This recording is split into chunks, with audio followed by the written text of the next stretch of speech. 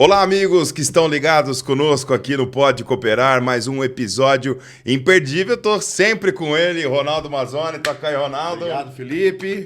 Sempre uma honra estar aqui com você, viu? Muito obrigado. Opa, o prazer é meu. E hoje nós estamos com um convidado especial, também com dois convidados especiais, apresentar para vocês aí ele, João Carlos Borda, que está conosco aqui. A gente sempre pede um reforço pro Borda, né, Ronaldo? Quando a entrevista é assim, uma Prazer entrevista é todo meu, veio com toda alegria. excelentíssimo nível. Obrigado, Borda, pelo dividir convite. essa mesa aqui é muito bom para mim também. Dividir a Ô, bancada Borda, aqui conosco. entrevistar essa pessoa que está com a gente agora aqui é uma grande responsabilidade para mim e para o Felipe, que está começando no meio da comunicação agora. Você que está aí com mais de 30 anos já está mais tranquilo e tal. Mas para a gente aqui, a gente está meio tenso, viu? Então nos ajude, por favor. Não, é natural. A gente vai conversar com uma das pessoas que fizeram o agronegócio brasileiro ganhar essa vitrine toda. Então nós temos assim um profissional de uma competência que você ouve de norte a sul do Brasil, uma referência para a gente. E é um orgulho entrevistá-lo. Na minha opinião, viu, Ronaldo, nós tivemos dois grandes ministros da agricultura, Alisson Paulinelli e o nosso convidado que está aqui conosco, que a gente já vai passar aqui para a apresentação, e já agradecer ao professor Dr. Roberto Rodrigues pela presença aqui do nosso Pode Cooperar de hoje, né, Ronaldo?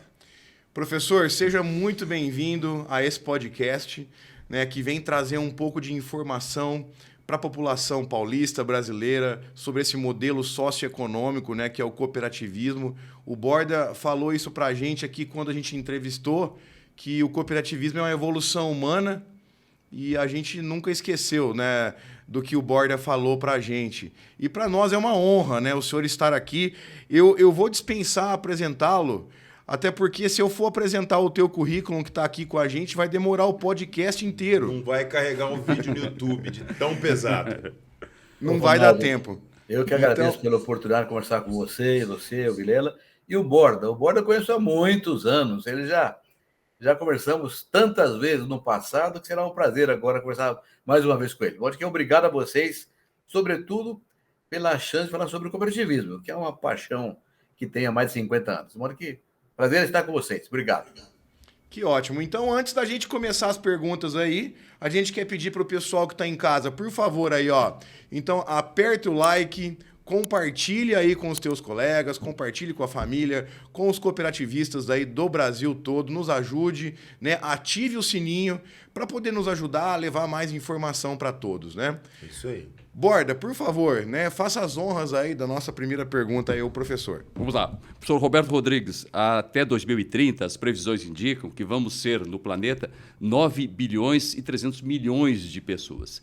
E, claro, todo esse pessoal vai precisar de alimentos. Eu queria saber do senhor qual vai ser o protagonismo do Brasil nessa situação e se o Brasil já está traçando uma estratégia em relação a esse desafio. Ô, Borda, essa sua questão é uma que me incomoda muito. Há um estudo feito pela OCDE, pela FAO e recentemente corroborado pelo USDA, que é o Ministério da Agricultura dos Estados Unidos, nosso grande concorrente da agricultura mundial. Esse estudo diz o seguinte: em 10 anos, a oferta mundial de comida vai crescer 20%, para que não falte alimento para ninguém no mundo inteirinho e, portanto, haja paz. Porque tem um livro publicado que chama Agro é Paz. Se não houver comida, não há paz. Conhecemos a história recente do Sri Lanka no ano passado, que uma falta de comida por causa de uma safra pequena derrubou o governo. E a Primavera Árabe, há mais de 10 anos, foi uma coisa parecida. Então, segurança alimentar é um tema central, capital, de caráter político e social. Estabiliza socialmente o país e no governo do mundo. Então, diz a CE, a FAO-SDA, em 10 anos, a oferta mundial de comida precisa crescer 20%. Parece fácil, mas não é. Os Estados Unidos crescem no máximo 10%. O Canadá, 9%. A União Europeia inteira, 12%.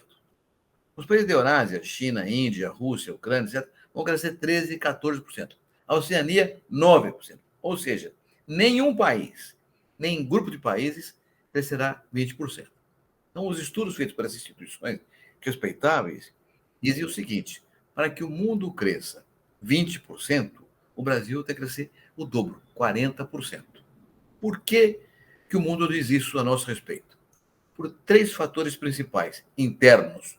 Primeiro é tecnologia. O Brasil definiu uma tecnologia tropical sustentável nos últimos anos que elevou o patamar do Brasil, é espetacular. Segundo, empreendedorismo. O produtor rural brasileiro é vigoroso, é valente, é decidido e empreende. E o terceiro, algumas políticas públicas. Só alguns números para consolidar essa informação. Tecnologia. A produção de grãos no Brasil, de 1990 até hoje, teve uma área que cresceu 107%. Ou seja, dobrou a área de grãos nesses últimos 33 anos. Dobrou a área de grãos. E a produção cresceu 456%. Ou seja, a produção cresceu 4 vezes e meia mais do que a área plantada. O que é isso aí? Tecnologia. Produção por hectare. Então, é um número espetacular que, por si só, mostra mas isso funciona também para carne, para café. Todos os produtos brasileiros tiveram um desenvolvimento espetacular com base em tecnologia. E sustentável. Por quê? Hoje, nós temos no Brasil 77 milhões de hectares cultivados com grãos. Na verdade, Borba, são 52 milhões de hectares com grãos no Brasil. Só que o Brasil é o único país do mundo que faz 2 e até 3 safras por ano na mesma área. Então, a soma das áreas de todos os 3 seções no mesmo ano é de 77 milhões de hectares. Se nós tivéssemos hoje a produtividade que tínhamos em 1990, precisaríamos de mais 123 milhões de hectares para colher a safra desse ano. Ou seja, nós preservamos 123 milhões de hectares. Isso é sustentabilidade na veia. É uma produção, uma atividade sustentável garantida pela nossa agricultura tropical. Então, na verdade, o cenário que o mundo espera do Brasil, na tua pergunta, Borda, é que a gente aumente a produção em 40% em 10 anos para que o mundo aumente a metade, 20%. Essa é a expectativa que o mundo tem a nosso respeito. Borda. Ok, professor, quando o senhor fala de tecnologia, eu queria também que o senhor falasse um pouco da pesquisa, né? Eu não sei se por um acaso essa tecnologia também já está envolvida a pesquisa, né? A gente percebe hoje vários órgãos no Brasil e no mundo, né, cada vez mais incentivando a pesquisa na base, né? Aonde que a pesquisa está nesse processo, né, desse crescimento mundial na produção de alimentos? Ronaldo, a pesquisa é a base da inovação tecnológica, da tecnologia. É ela que gera inovações que permitem aumento de produtividade na mesma área, gerando, portanto, sustentabilidade também. E o Brasil realmente tem uma pesquisa agricultura espetacular. Tivemos, no passado, espetacular. Olha o caso de São Paulo, por exemplo. São Paulo tem o Instituto Agronômico de Campinas. O Instituto Agronômico de Campinas tem sido responsável, ao longo da história, pelos grandes avanços em laranja, em café, cana-de-açúcar, algodão e tantos outros produtos. Frutas também, manga, etc. Né? Só que, de uns anos para cá, o agronômico perdeu recursos técnicos, financeiros, e entrou num processo de redução de produção de tecnologia. Felizmente, nós temos a Embrapa, que também foi criada exatamente 50 anos atrás, em 73, pelo ministro Sidney Lima, da Agricultura, um gaúcho extraordinário, e que 2 anos depois, quando o Alisson Paulinelli assumiu o Ministério da Agricultura, deu um empurrão da Embrapa, contratando gente e fazendo a tropicalização das tecnologias brasileiras com pesquisa, ciência pura, na veia mesmo, né? Então, a tua pergunta é absolutamente procedente. A pesquisa e a tecnologia estão ligadas. A tecnologia é filha da pesquisa, filha da inovação. E o que corresponde à sua aplicação é a extensão rural, a ciência técnica, que leva a pesquisa gerada nos órgãos públicos ou privados para o setor produtivo. Hoje em dia, Ronaldo, é importante falar sobre isso, a pesquisa perdeu espaço nos órgãos públicos. Quem gera mais variedade de soja, de milho, de algodão, de todos os produtos agrícolas hoje, é o setor privado. As grandes empresas multinacionais é que geram pesquisa que eleva a produtividade agrícola no mundo inteirinho. no Brasil também.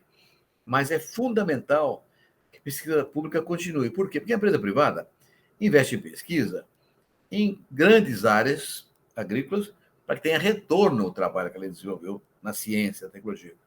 E não vai investir em áreas pequenas, por exemplo, na área de fruticultura, de horticultura, áreas como mandioca, etc., tem pouca pesquisa e é essencial que a Embrapa, o agronômico, o biológico, o pesca, os órgãos de pesquisa paulistas e brasileiros continuam trabalhando para gerar inovação que permita a competição com o mundo todo.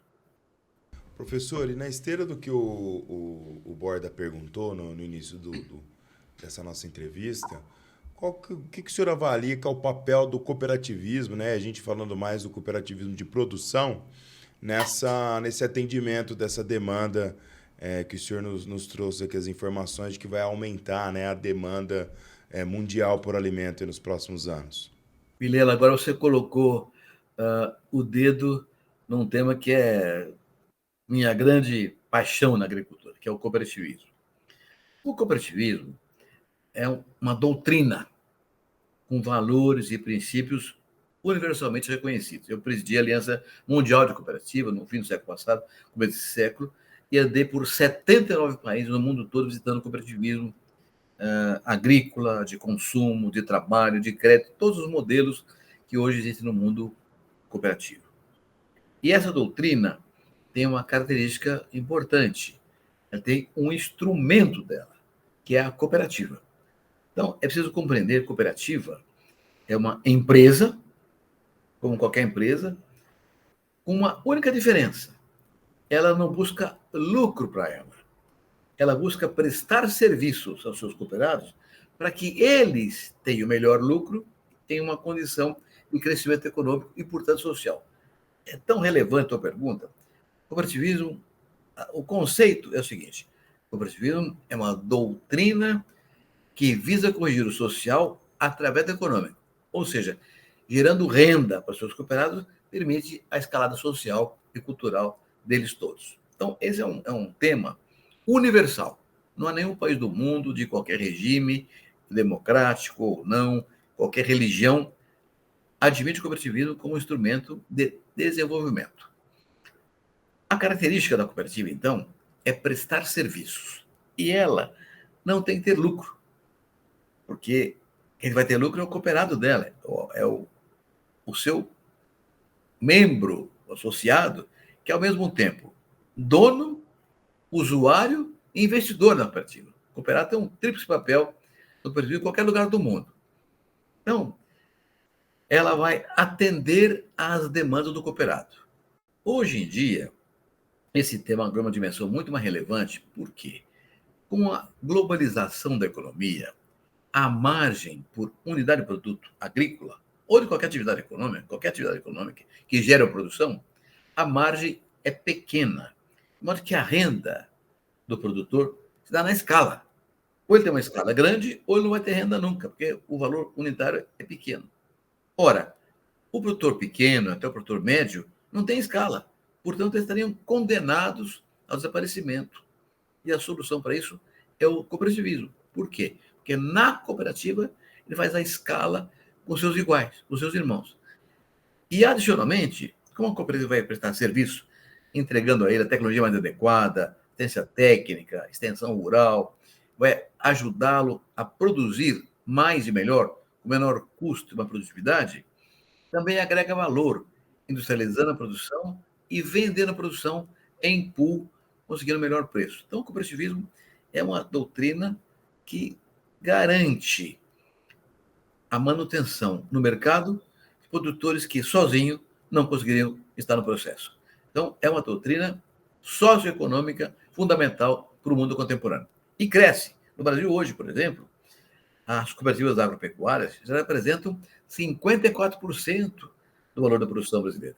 É um número relevante. É relevante porque o cooperativismo atende principalmente os pequenos e médios. Os grandes não precisam de cooperativa, se tocam sozinhos. Então, o Brasil já está hoje numa posição respeitável no cooperativo agropecuário.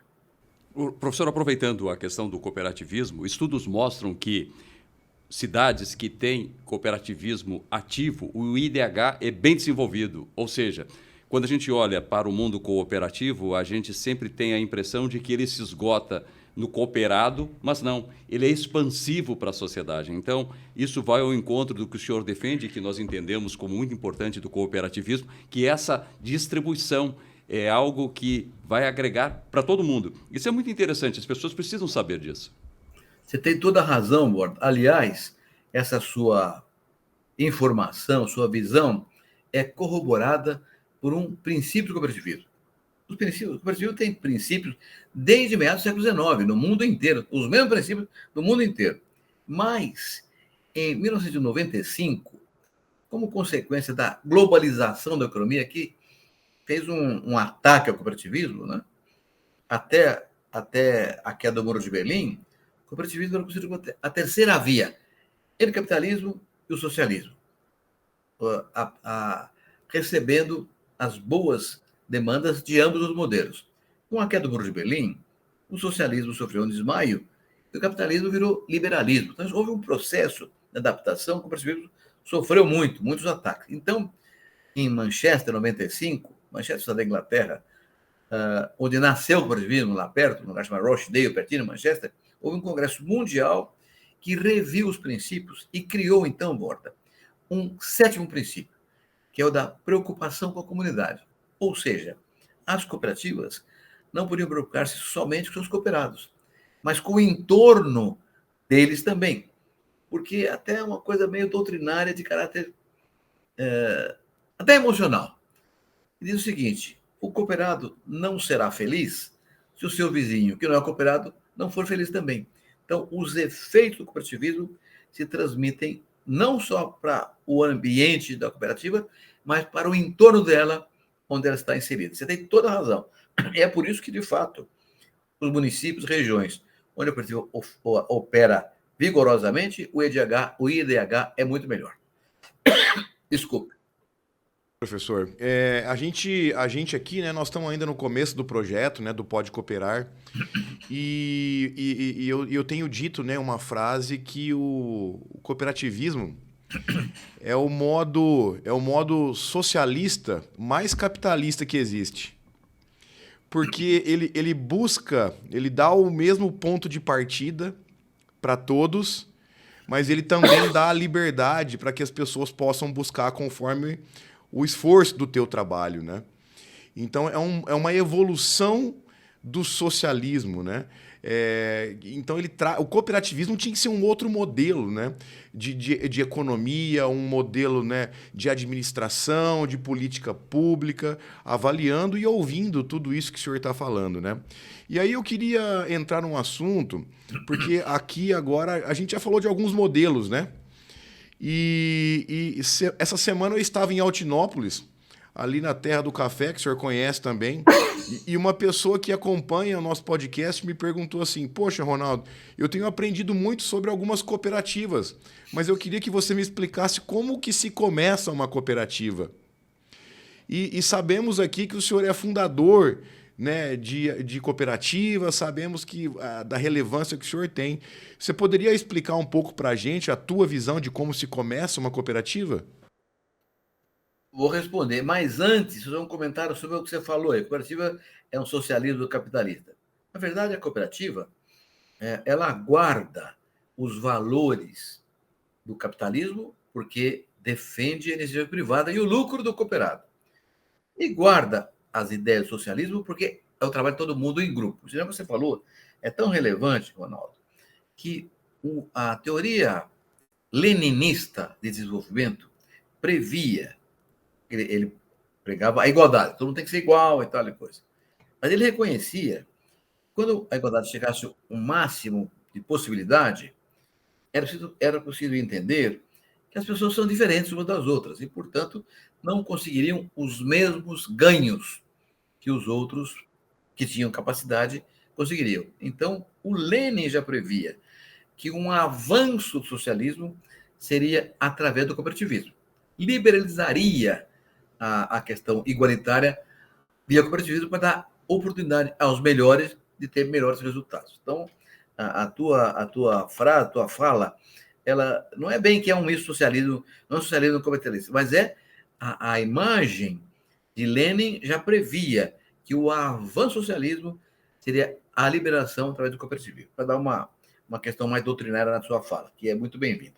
Bom, hoje, para criar cooperativas, é muito simples. Hoje nós temos, o Brasil tem um sistema cooperativista liderado pela OCB, Organização das Cooperativas Brasileiras, que eu tive o privilégio de presidir de 85 a 91, lá em Brasília. A OCB é a guardiã dos princípios e valores do cooperativistas.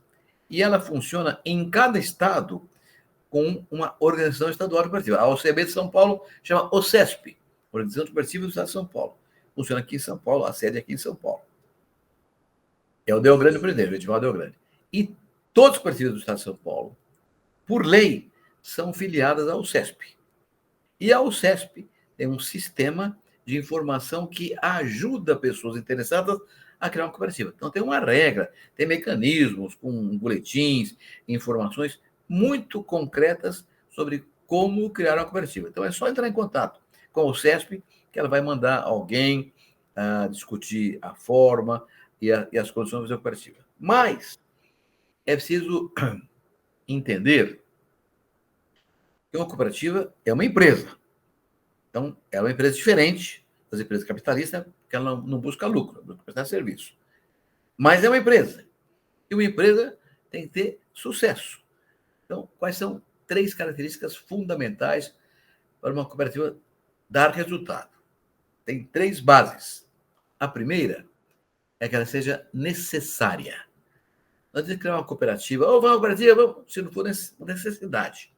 Isso é tão relevante que, na Revolução Militar de 64, os militares queriam desenvolver uma região onde não havia agricultura, na Amazônia, na área do Cerrado Central, tal.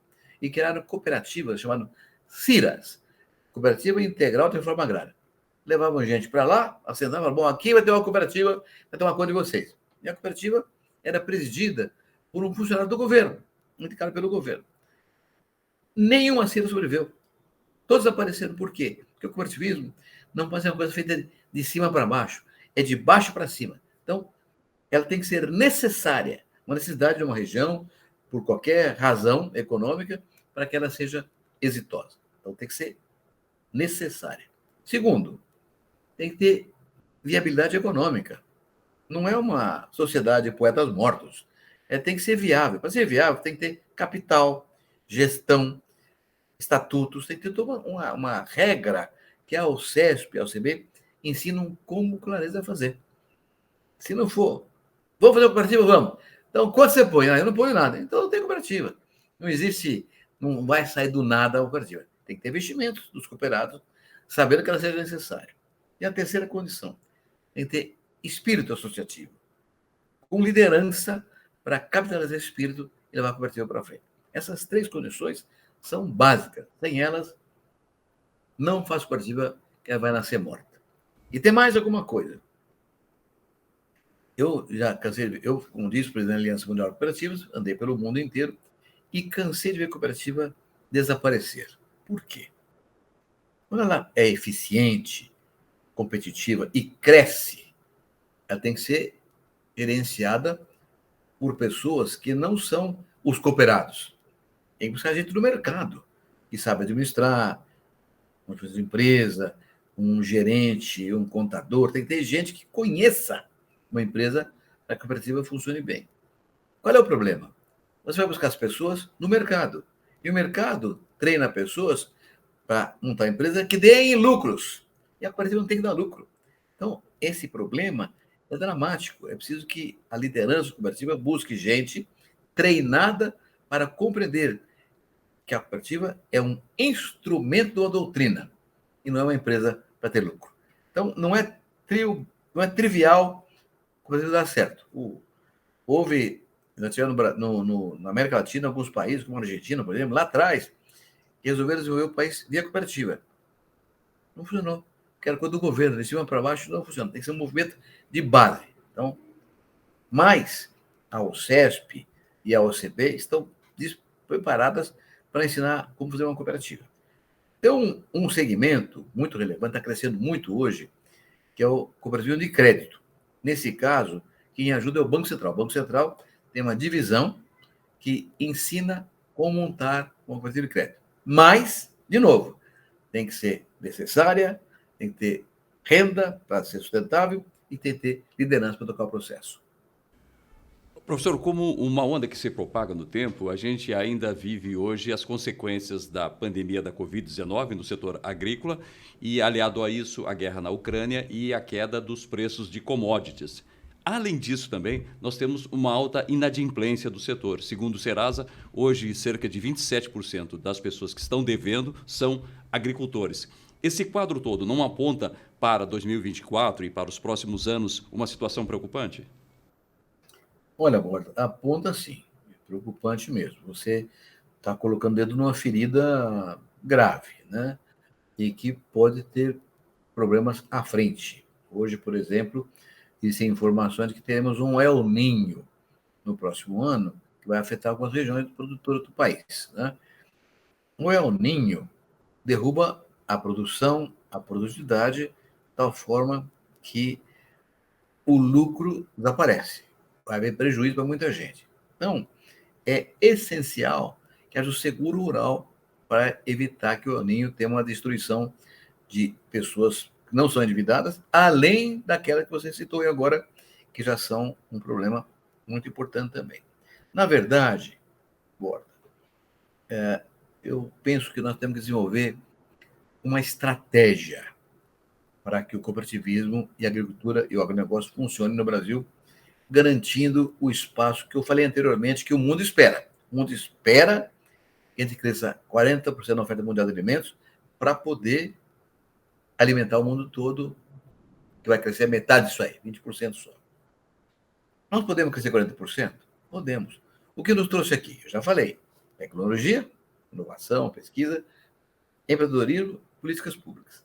Então, eu penso, Borda, meus amigos, que mais do que nunca nós precisamos olhar uma estratégia para a agricultura crescer no Brasil e no mundo. A estratégia passa por 5 pontos principais. O primeiro é logística e infraestrutura. E os números são relevantes. Nós aqui em São Paulo não percebemos muito isso. Mas olha só, até 1970, no ano passado, não, século passado, 1970, o Brasil importava 30% da comida que consumia. Imagina, importava 30%, importava leite, importava tudo que a gente comia era importado, carne, etc. O governo, na época, o governo militar, tinha uma visão estratégica, falou, não, um país desse tamanho não pode importar comida. Tem que mudar isso aqui. Como mudar? Então, criamos a Embrapa, lá atrás, tropicalizando tecnologia, e conquistamos o Cerrado brasileiro, o Centro-Oeste, que era um vazio econômico e populacional. O Centro-Oeste era vazio. Isso foi um modelo, o governo militar, Paulinelli, no comando do Ministério da Agricultura, criaram, o governo criou o Polo Centro, o Centro-Oeste, Prodecer, conquista do Cerrado, via cooperativas, através de cooperativas. Isso produziu uma marcha para o Centro-Oeste liderada pelos gaúchos. Os gaúchos puxaram esse trem com catarinenses, paranaenses, paulistas, mineiros, capixabas, nordestinos. Todo mundo foi para o Centro-Oeste num grande avanço. É uma verdadeira saga. Foi a conquista do Cerrado brasileiro. Eu sou de um tempo, gente, que os agricultores diziam Cerrado nem dado e nem herdado. Era estéril, não segurava água, não tinha umidade, não tinha matéria orgânica. A Embrapa dominou o Cerrado, com o auxílio do Programa de Campinas e outras instituições, e o Cerrado foi conquistado. Então, foi uma saga extraordinária, mas o produtor foi para lá, com gestão, com tecnologia, com crédito, com competência. Mas a estrada de ferro não foi, a rodovia não foi, o armazém não foi, o porto não foi. Então, essa questão hoje tirou competitividade do Brasil. É fundamental que haja investimentos em logística e estrutura para que nós tenhamos uma competitividade maior. Então, primeiro ponto, logística e estrutura. Segundo ponto, uma estratégia. Acordos comerciais. Você conhece isso muito bem, Morda.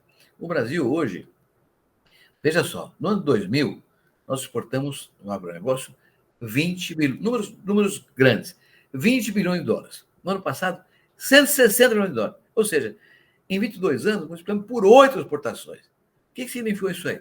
Esse crescimento, tiramos alguém do mercado. vencemos concorrência e ganhamos novo mercado. Quem perdeu o mercado para nós está bravo com a gente. Está criando estruturas e mecanismos contra nós. A Europa, por exemplo, criou o Green Deal, um mecanismo que usa o meio ambiente como argumento para criar barreira comercial contra nós, basicamente. Então é importante olhar isso aí, fazer acordos comerciais com grandes países, com a China, com a Índia, com a Indonésia. Com a União Europeia até hoje está patinando, não sai nunca esse acordo comercial da União Europeia. Por quê? Porque só com o acordo comercial podemos aumentar a produção e vender, criar emprego para todo mundo no Brasil inteirinho, gerando renda e riqueza. Então, primeiro, infraestrutura logística. Segundo, acordo comercial. Terceiro, tecnologia. Não pode parar de produzir. Tecnologia é um processo dinâmico. Hoje nós temos a melhor tecnologia tropical do planeta, mas tem mais gente investindo, então tem que continuar investindo para valer tecnologia. Inclusive, pensando de novo, hoje tem a questão digital, a questão dos bioinsumos, são tecnologias disruptivas, nós temos que entrar com força nelas para ganhar esse espaço comercial competitivo que ganhamos até agora. Quarto ponto, política de renda. O Brasil é o único país agrícola importante do mundo que não tem a política de renda. Eu, como ministro, criei o seguro rural. A primeira coisa que eu fiz como ministro foi criar o seguro rural. Seguro rural, 20 anos depois, não atende hoje nem 15% das pessoas brasileiras. Por quê? Porque o governo faz a parte dele no plano de safra, colocar recursos para a subvenção ao prêmio. Precisa aumentar isso aí muito. Faz 4 anos que o volume é só $1 bilhão. Nós precisamos de 5, 6 bilhões de dólares para ter um seguro rural do tamanho do Brasil. Eu criei também os títulos do negócio, CRA, LCA, CDCA, CWA, todos esses títulos para independer o brasileiro agricultor do governo, do Estado. Então, o seguro e os títulos garantem uma política pública adequada, mas tem que ter recursos para isso, tem faltado. O quinto ponto, então lá, tecnologia, acordos comerciais, logística e infraestrutura e política de renda. 4 pontos centrais. O quinto, que é o pacote brilhante de tudo, é sustentabilidade. É preciso ser sustentável. E nós temos a agricultura mais sustentável do mundo tropical. E aqui vai crescer o mundo. Mas, infelizmente, tem bandido que desmata ilegalmente, tem bandido que invade terra ilegalmente, tem bandido que faz incêndio criminoso, bandido que faz garimpo em áreas públicas. Então, tem mecanismos de bandidos que não podem continuar, porque o nosso concorrente usa o desmatamento ilegal, a invasão de terra, o incêndio criminoso, as leis não cumpridas, como se fosse feito pelo produtor rural brasileiro. E nos acusa de ilegais e, com isso, impedem nossa concorrência. A sustentabilidade não é só tecnológica, não é só produtiva, é também da legalidade, da ação concreta de legislação cumprida no Brasil. Legislação ótimas, tem que cumpri-las todas. Então, esses 5 pontos, acordos comerciais, política de renda, tecnologia, infraestrutura e sustentabilidade, são a base de uma estratégia para as coisas funcionarem. E a sustentabilidade pressupõe também cooperativas. Olha só, Borda, de acordo com o Embrapa, o Brasil tem hoje mais ou menos 5 milhões de agricultores. 5 milhões, dos quais 1 milhão estão no mercado e 4 milhões estão fora do mercado, que representam essa desigualdade social enorme no Brasil. Gente pobre na agricultura. Tem que trazer para dentro do mercado. Como? Com cooperativas. Então, o governo tem que ter regras que facilitem, que ampliem o cooperativismo, que venda a base, privado, mas com regras que apoiem o cooperativismo. Esses 5 pontos são essenciais para a gente ser, de fato, o grande campeão mundial da segurança alimentar, que seremos um dia, porque está escrito nas estrelas.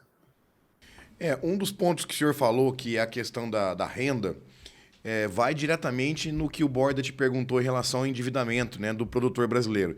Quando o povo, essa política de renda, se a gente for pegar, inclusive, né, nos últimos 50 anos, né, o crescimento da renda, ele vem quase numa condição sine qua non aí com a questão da produção de alimentos, com a tecnologia, e a renda ela é um fator preponderante para que isso aconteça, né?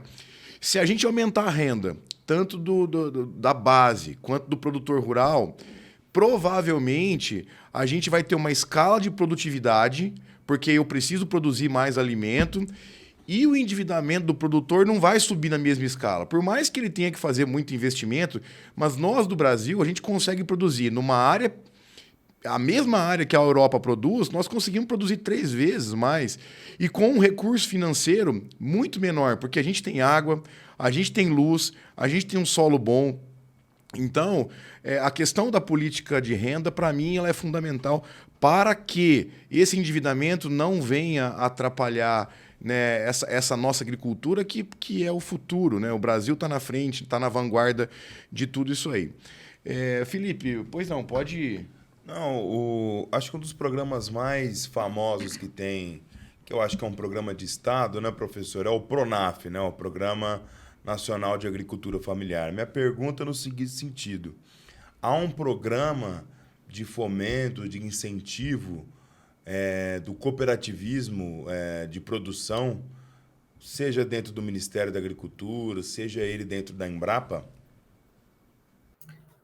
Não, Vilela, não tem um programa específico para o cooperativismo. Esse Agricultura tem um departamento lá, que é o DENACOP, para de apoio ao cooperativismo, Departamento Nacional para o Cooperativismo, que cria programas, projetos eventuais para determinadas áreas. Mas não tem um programa específico para o cooperativismo no governo. Tem no Banco Central para cooperativo de crédito. Isso é uma coisa curiosa, porque o cooperativo de crédito, até 1988, quando foi criada a Constituição Brasileira, era uma atividade quase que romântica, né? Tinham chamados não pode do Banco Central. Não podia ter talão de cheque, não podia ter depósito a prazo remunerado, não podia recolher taxas e impostos, não podia avançar em outras áreas, tinha que ficar localizado. Então, chama não pode, não pode. Né? Isso aí, eu era presidente da OCB, durante a Constituinte, consegui colocar na Constituição Brasileira um artigo, o artigo 192, está lá na Constituição Brasileira até hoje, que dá às cooperativas de crédito isonomia em relação ao sistema financeiro. Isso aí mudou o de crédito.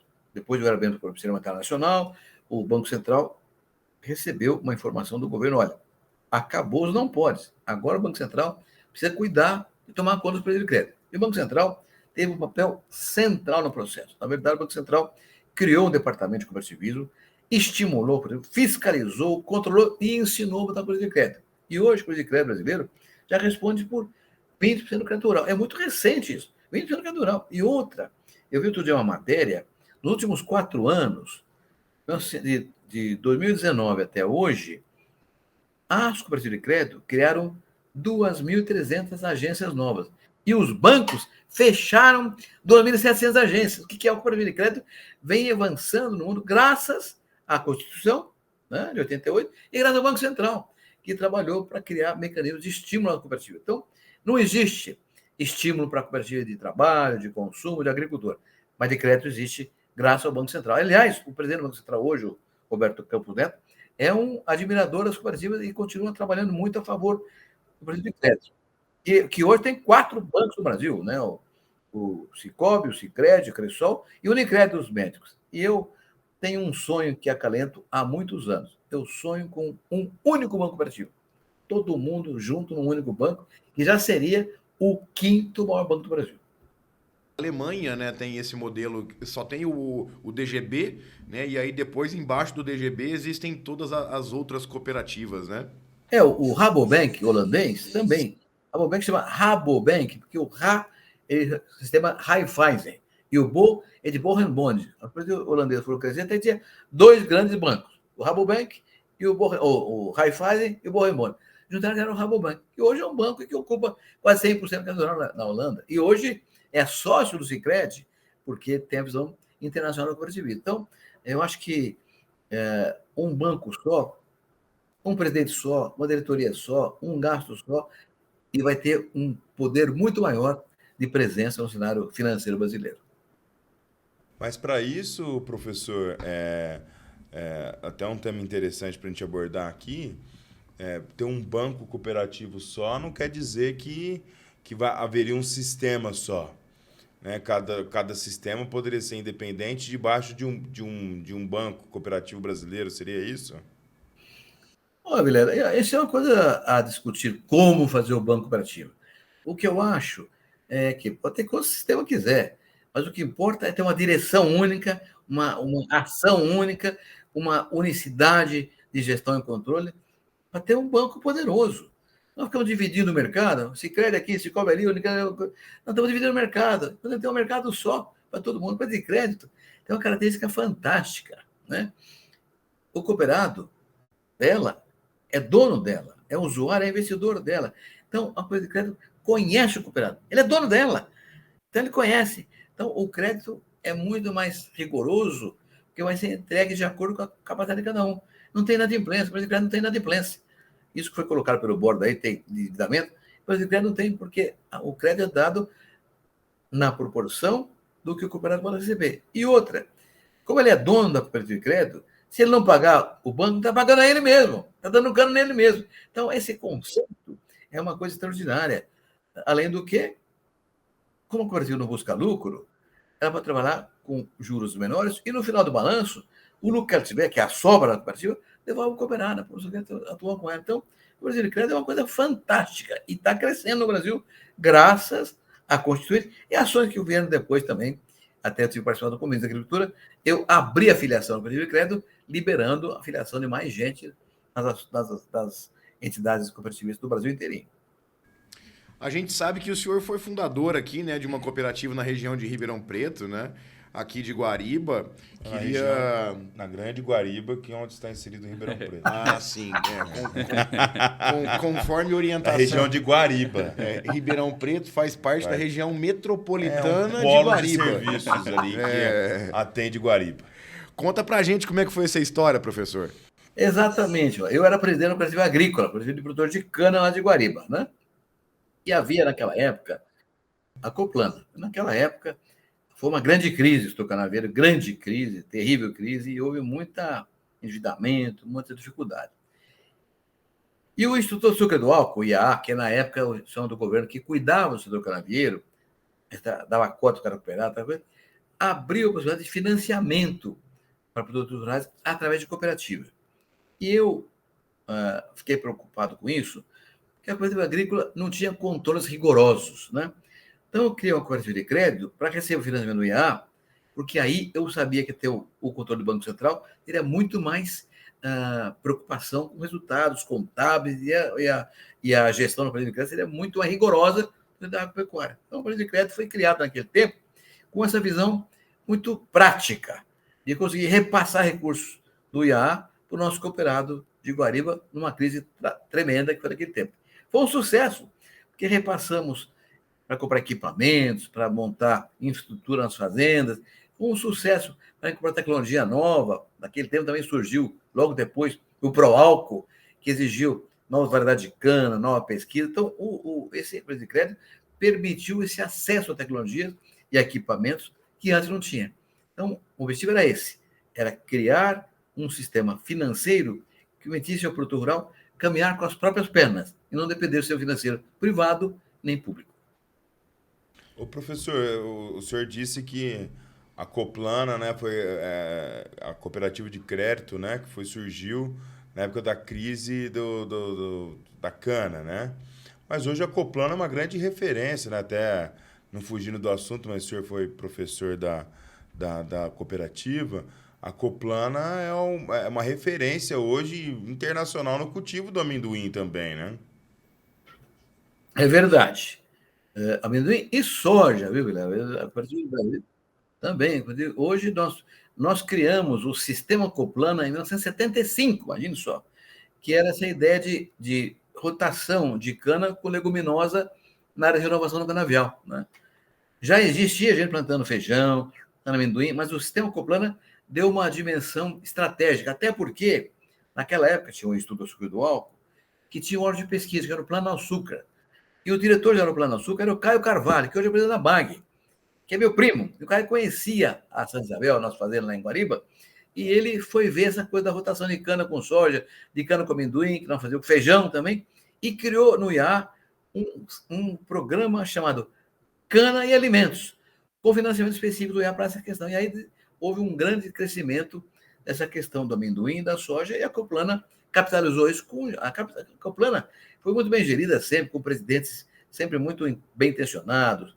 Lá tivemos o Chico Baratella, o Arnaldo Morelli, o Sérgio Ferreira, gente da maior qualidade, o Roberto Borsari, e agora, recentemente, um aluno meu, eu dei aula, por exemplo, na Unesp, durante 34 anos, um aluno meu, que era o Zé Rossato, brilhante aluno, foi presidente da cooperativa e fez um sucesso. E hoje o Bruno está lá.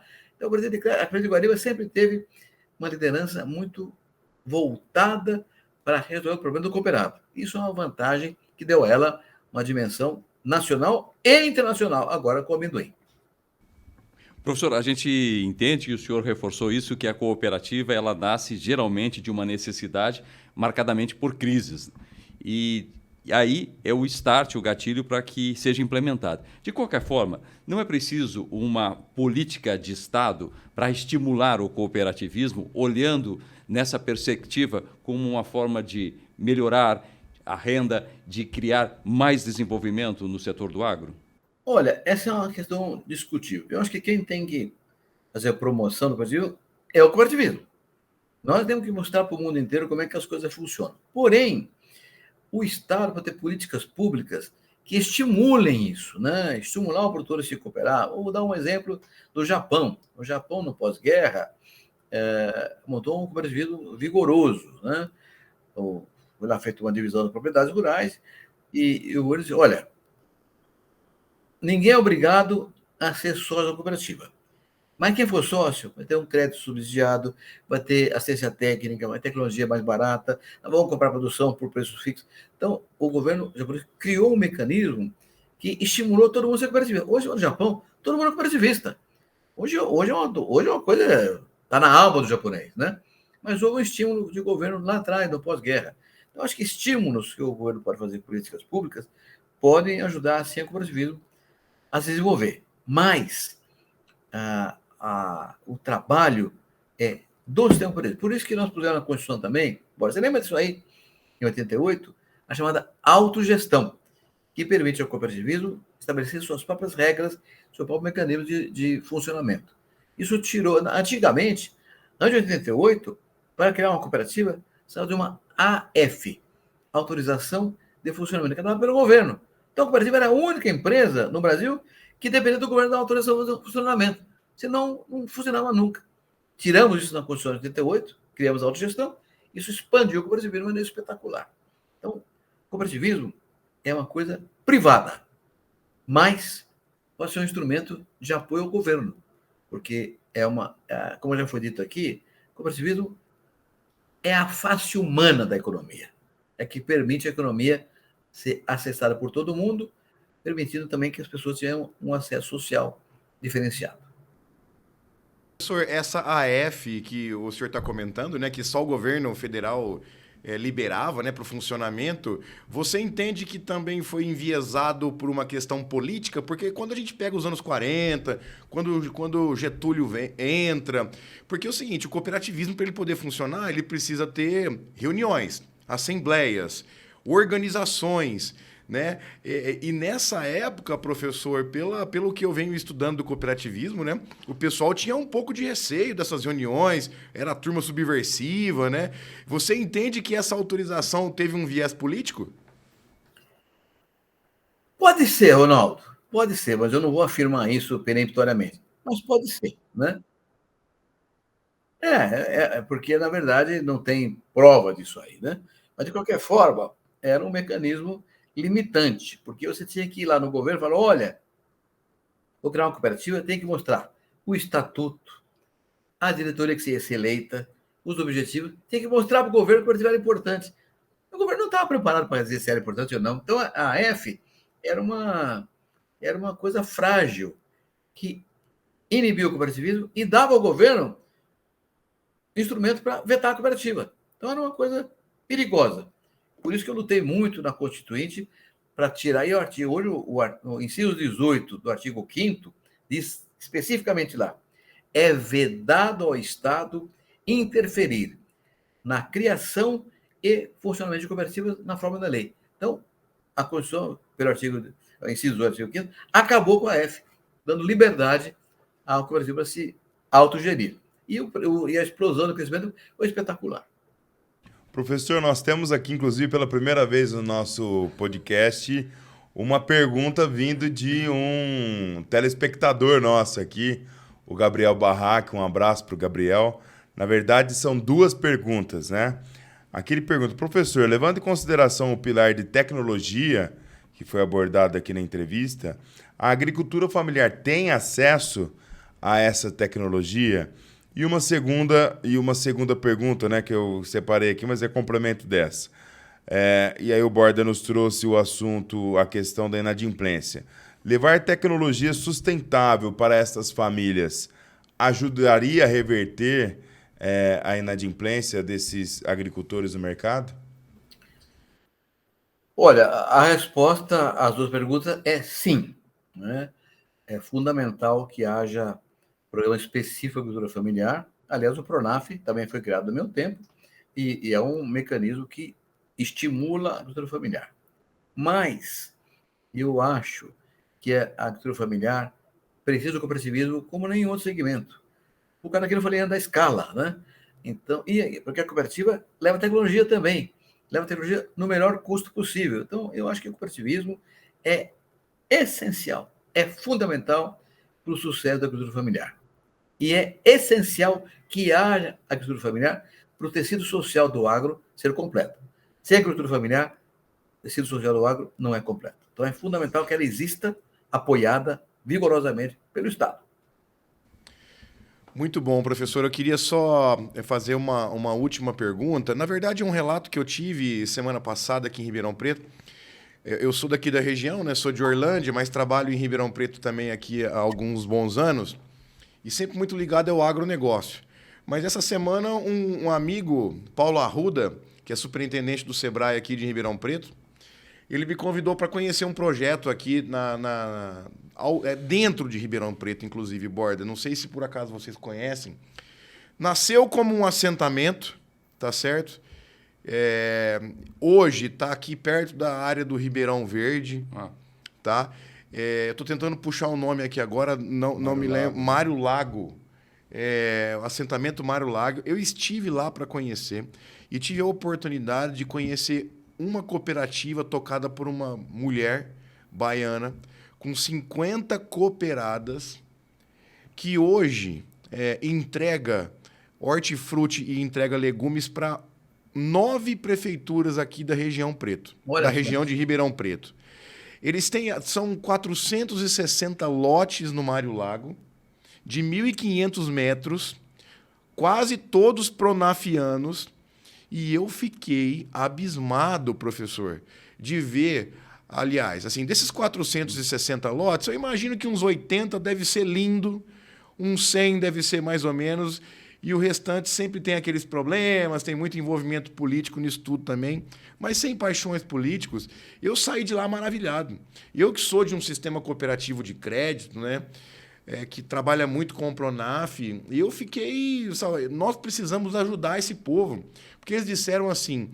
Nós, como nascemos de um assentamento, muita gente acha que a gente tem muito envolvimento com política. Movimentos. E já faz um tempo que a gente se afastou exatamente por conta de problemas. Sim. Só que as pessoas acham... A marca ficou. A marca ficou. Muito também que aconteceu com o cooperativismo, professor. Muita gente achava que o cooperativismo há um tempo atrás era problema. Então, assim... Que espetáculo a gente vê quando a política pública, o crédito e a vontade estão interligados, o que pode gerar de fomento, né, de crescimento socioeconômico, né, para o Brasil. E liderança. Essa senhora que você citou aí deve ser uma líder formidável que conseguiu convencer uma parte dos seus cooperados a trabalhar com tecnologia, tendo em vista a conquista do mercado. Então, como eu falei antes, cooperativa tem que ser necessária, tem que ser viável economicamente e tem que ter liderança para tocar o processo. A mulher que comanda lá deve ser uma mulher maravilhosa, viu? É muito bom saber disso aí, viu, Ronaldo? Que essa coisa está funcionando muito bem nesse assentamento aí em Ribeirão Preto. Professor, minha última pergunta, a gente já vai encaminhando aí pro nosso final aí. O senhor é membro da ACI, né? A Aliança Cooperativista Internacional. pelas andanças do senhor aí pelo mundo, quais modelos de cooperativismo de países que te chamam mais atenção que poderia ser aplicado aqui no Brasil? Bom, primeiro, eu não sou membro da ACI mais. Eu fui presidente da ACI. Primeiro fui presidente da Organização Mundial de Cooperativas Agrícolas, em 1992. Depois, fui presidente do Conselho Continental da ACI para as Américas. Fui presidente da ACI em 97 até 2001. Então, hoje eu não sou mais nada da ACI. Hoje, quem é presidente do Brasil na Ex-presidente, sempre presidente, né? nada. Hoje, quem é presidente da ACI é o Márcio de Freitas, que é presidente da OCB, que é um grande líder do Brasil e do mundo também. Então, mas eu estou fora da ACI completamente. Mas a tua pergunta não é difícil de responder. Você pode, inclusive, pensar no Brasil. Onde que o Brasil é melhor? No mundo, o Brasil é melhor. O que o Brasil é melhor quando existe espírito associativo. Tem espírito associativo, o Brasil vai bem. Japão, Dinamarca. Dinamarca é um dos únicos países do mundo que não tem lei cooperativista. Não precisa, porque o cooperativista está no DNA do dinamarquês. Então lá, todo mundo é cooperativista. Não precisa de lei nenhuma, todo mundo quer ser cooperativa. Na Holanda. Então, tem vários países no mundo em que o cooperativismo é muito bem praticado, porque tem o espírito. Estados Unidos. O Brasil de crédito dos Estados Unidos, representa mais de 40% do crédito rural nos Estados Unidos. Um país capitalista, onde estão os maiores bancos do mundo, mas o cooperativo de crédito vai ter 40% do crédito rural. O espírito cooperativista funciona. Tem uma cooperativa de leite, nos Estados Unidos, chama Land O'Lakes, que é gigantesca. E tem agrupa milhares de cooperados de todo o país. O Canadá tem um cooperativo de crédito fantástico. A área francesa do Canadá, Quebec, tem um sistema chamado Desjardins. Então, o Desjardins é um crédito cooperativo extraordinário. Só pequeno cooperado e o crédito funciona para todo mundo. A Alemanha, como você falou, o sistema DG Bank, a Itália, o Japão, com o Nishukin de crédito espetacular. Então, o crédito cooperativo, o cooperativo como doutrina, ele é perfeito onde existe espírito associativo. Aí funciona. Se não existir, se o governo interferir, não tem cooperativa que funcione. Então, a cooperativa, ela é, no mundo inteiro, vai encontrar cooperativas extraordinárias, como no Brasil também. E no mundo inteiro vai encontrar cooperativas fracas, no Brasil também, porque não há espírito associativo. Quando a vontade individual, os interesses individuais se sobressaem aos interesses públicos, o cooperativismo não floresce, né, professor? Exatamente, por isso que eu disse. São 3 questões: viabilidade econômica, necessidade e espírito associativo. O espírito associativo, Ronaldo, pressupõe o que você está dizendo aí. Todo mundo olhando para uma causa comum, coletiva. Não é ninguém querendo tirar vantagem para si mesmo. Aliás, isso é uma coisa que eu vi no mundo inteiro. Em qualquer lugar, qualquer lugar do mundo, tem na cooperativa o jeito que bate o pé e fala: eu sou cooperativista, mas ele é bem chuperativista, ele quer chupar a cooperativa dele. Então, qualquer cooperativa. Superativista. Sensacional. E o cooperativista existe em todo lugar, que é o cara que você falou, é o cara que quer dar vantagem para ele, né? Então, em qualquer cooperativa, de qualquer setor, é preciso botar para fora o cooperativista, que ele é a fruta podre, vai apodrecer todo o cesto de frutas se não for posto para fora. Então, tem coragem de botar na rua o mal cooperativista, aquele que pensa nele e não no coletivo. Fica essa mensagem, né, Ronaldo? Aí. Muito bom. Essa eu não entender. conhecia do superativista, essa vai Tem no gerar inteiro, muita história aqui entre a gente. Aqui não, tem no mundo inteiro. E é verdade. Professor, eu gostaria só de fazer um pedido para o senhor. O senhor é uma pessoa referência Brasil e mundo, né? Conhece muita gente. E eu e o Felipe, a gente vem falando que o cooperativismo tem um grande desafio, que é o desconhecimento, né? E esse podcast tem o interesse, tem o objetivo e o propósito de comunicar isso às pessoas, né? Mostrar os modelos, os pilares, as premissas, né? E eu gostaria muito do apoio do senhor, né, para falar um pouco do Pode Cooperar aí para as pessoas. Por favor, o senhor tem os nossos contatos, né? Coloque a gente aí à disposição para a gente cada vez mais falar sobre isso E quem sabe um dia, né, Felipe e Borda, a gente não vire também uma Dinamarca, aonde não precise de leis, né? Olha que coisa maravilhosa, né, professor? Então, da minha parte, eu quero aqui agradecer muito, dizer mais uma vez da honra que eu tive de poder fazer esse bate-papo com o senhor. A gente aprende sempre, né, uma referência. Muito obrigado, tá, professor? Mais uma vez, forte abraço. Obrigado, Borda. Obrigado, Ronaldo. Obrigado, Vilela, pela oportunidade. E olha, eu farei isso com prazer, porque, como eu disse anteriormente, o Brasil é a minha religião, né? A doutrina que eu adoto como modelo de vida. Se você não é cooperativista, você perde um pouco a razão de ser. Então, eu sou apaixonado por isso e quem defende como vocês será um aliado meu a vida inteira. Então, eu quero terminar aqui dizendo uma coisa para vocês todos aí que tá nos ouvindo também. Foi dito aqui, o Borda provocou esse assunto no documento da nossa conversa, que o Brasil tem uma condição de ser o grande campeão mundial da segurança alimentar, energética também, e também das mudanças climáticas. Isso será feito pelo agro tropical brasileiro. Então, mas não haverá esse sucesso sem uma estratégia de política pública, sem uma organização privada em cooperativas, que são o braço da economia, o braço econômico da organização social. Então, quero dizer para vocês que eu confio muito, viu, Ronaldo, Borda, Vilela, que o Brasil vai ser o campeão mundial da segurança alimentar com as cooperativas instrumentando esse processo. E, por isso, campeão mundial da paz, porque não haverá paz onde houver fome. Então, nós acabarmos com a fome no mundo, vamos acabar com a guerra. Então, acho que essa é a maior vitória, a maior conquista que um país pode ter para ele mesmo. Então, vamos trabalhar para que o cooperativismo triunfe no Brasil e ele seja o campeão mundial da paz. Mas isso junto, gente, vai valer muito a pena, viu? Muito obrigado, contem comigo sempre, até a próxima, se Deus quiser.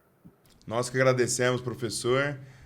Não foi uma entrevista, né, Borda, Ronaldo? Foi uma aula magna aí, né? Então a gente quer agradecer, fica o nosso agradecimento, professor, muito obrigado. Borda, muito obrigado por estar conosco aqui nesse episódio. Ronaldo, tamo junto mais dessa vez aí.